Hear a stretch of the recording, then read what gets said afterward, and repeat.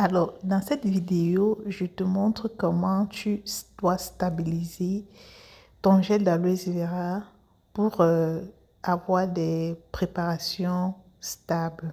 Et parallèlement, faire ton gel d'aloe vera et conserver sans que ça ne vire. Ce qu'il faut savoir, c'est que le gel d'aloe vera contient tellement d'électrolytes et peuvent donc interréagir avec tes actifs et déstabiliser par exemple ton émulsion, ta préparation. Donc c'est très important. Beaucoup ne le savent même pas. Mais dans cette vidéo, je te montre comment tu dois stabiliser ton aloe vera pour pouvoir l'utiliser sans souci. Parce qu'il y a parfois, je vais prendre l'exemple de lait, tu peux faire ton lait. Une fois que tu mets l'aloe vera, tu vas te rendre compte que ça mousse, ça déstabilise vraiment ton émulsion, la texture change et tout. Donc, regarde la vidéo jusqu'à la fin. Et toi, la cosméticienne, la formulatrice qui me suit, ne me dis pas merci, hein. Donc voilà, je vous partage vraiment comment je fais mon aloe vera entre-temps, comment je conserve et tout pour pouvoir l'utiliser pour mes prochaines préparations. Et vous savez que l'aloe vera, vraiment, moi, je l'utilise dans tous mes produits. C'est d'ailleurs l'ingrédient phare dans la fabrication de la pépite verte qui est notre crème réparatrice. Donc, je vous amène d'abord dans mon jardin, dans mon champ d'aloe vera. Donc là, nous avons mes plantes d'aloe vera. C'est tellement touffu. D'ailleurs, il y a un gros travail à faire ici, à nettoyer. Donc voilà, et voilà, les tiges, c'est dodu. Donc là, c'est encore une autre touffe. Il y en a tellement. Hein. Donc là, c'est une autre touffe. Voilà. Là, c'est une autre touffe. Il y a vraiment du boulot, il faut nettoyer ici, voilà, il faut bien nettoyer. Cette année quand même, voilà, j'ai bien eu mon aloe vera étant donné que je n'ai pas touché, puisque j'avais déjà fait une grande quantité, j'ai mis au congélateur. Bref, je vais vous montrer comment stabiliser l'aloe vera, parce que l'aloe vera est tellement, contient tellement d'électrolytes qui peut déstabiliser votre préparation. Beaucoup ne savent même pas ça. Donc parfois tu fais même ton émission, c'est bien, mais dès que tu mets l'aloe vera, tu vois comment la texture change et tout. Donc je vais vous montrer comment vraiment faire en sorte que voilà, ça n'arrive plus. Donc là c'est une autre touffe. Hein. Comme je dis vraiment, il y a tellement de boulot à faire, ici là. Bref, le monsieur qui nettoie, il va passer pour nettoyer mon petit jardin. Voilà toute la quantité d'aloe vera que j'ai. Regardez, c'est beaucoup, n'est-ce pas? Ouh, regardez ici, beaucoup. Donc, on va les nettoyer. Vous connaissez déjà la routine. On va mettre dans de l'eau, laisser quelques minutes pour que cette partie, je ne sais pas si vous connaissez cette partie, ça a généralement une couleur jaunâtre comme ça et c'est toxique en fait. Bon, j'ai déjà enlevé les épines un peu de partout là. Maintenant, on va laisser ça dans l'eau, même 30 minutes. Et puis, on va extraire le gel à l'intérieur. Donc, la glaire qui est à l'intérieur là. Donc, à toutes. Et ben voilà, c'est trempé dans de l'eau. Là, on va laisser vraiment 30 minutes pour que le liquide puisse vraiment complètement voilà, sortir. Voilà. Pour que ça soit vraiment bien blanche. Et puis voilà, après on va donc bien laver et extraire le gel. Alors, une fois l'aloe vera bien nettoyée, on a donc récupéré la glaire d'aloe vera, donc voilà, le liquide gluant qui est à l'intérieur. Et là maintenant, on va mixer pour broyer, pour pouvoir filtrer, pour ne pas avoir de résidus voilà, dans notre gel d'aloe vera. Donc pour mixer vraiment, vous pouvez mixer avec un blender ou avec un mixeur plongeant.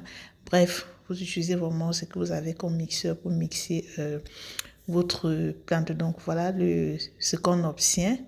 Je vais donc passer à la filtration. Donc pour filtrer ici, j'utilise vraiment, là j'ai pris un collant. Donc voilà, vous pouvez prendre un collant, vous coupez, vous lavez bien. Il faut toujours bien laver à l'avance. Donc moi je l'utilise, je nettoie très bien. je lave bien avant d'utiliser. Donc, c'est bien de filtrer vraiment avec des trucs comme ça parce que ça te donne un résultat vraiment lisse, pas de résidus à l'intérieur. Donc, voilà ce qu'on a obtenu, ok? Et mes bio d'aloe vera, vraiment, c'est trop bien. Donc, si vous pouvez faire votre jeu d'aloe vera à la maison ou pour vos astuces pour préparation, l'aloe vera, vraiment, j'ai tellement parlé de l'aloe vera ici. Donc, ce que je vais faire ensuite, je vais peser la quantité que j'ai obtenue, donc la quantité exacte que j'ai obtenue. Ok, c'est très important parce que en formulation, vraiment, on travaille avec les quantités exactes. Il faut avoir des bonnes balances, des balances à précision. Donc, après avoir pesé, je viens donc peser un peu d'eau. Là, c'est de l'eau distillée. Donc, pas d'eau de robinet, pas d'eau minérale. Je vais vous dire pourquoi, je ne sais pas, dans une autre vidéo. Ensuite, donc, je vais venir ajouter acide éthylène diamine tétraacétique ou encore appelé acide édétique. C'est un séquestrant très largement utilisé en cosmétique. Il a plusieurs rôles. En tant qu'agent chelatant, son rôle est de neutraliser les ions métalliques pouvant affecter la stabilité ou l'apparence de la formule. Et en tant qu'agent de contrôle de la viscosité, son rôle est d'augmenter ou de diminuer la viscosité des produits cosmétiques. Il est utilisé dans le domaine thérapeutique en tant que principe actif pour le traitement des intoxications aux métaux lourds. Également, c'est un soutien à l'action des antioxydants, donc préserve l'aliment de l'altération des arômes, de la couleur. Bref, on parle même quelque part que c'est un antioxydant.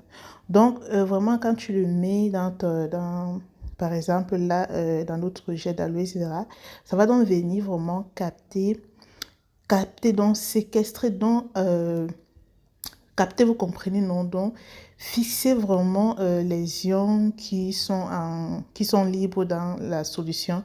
Comme ça, on aura vraiment un produit stable et qui ne va vraiment pas agir avec, par exemple, si dans ta préparation, tu mets ton aloe vera, tu mets peut-être un actif cationique ou anionique, il n'y aura vraiment pas d'interaction entre les deux.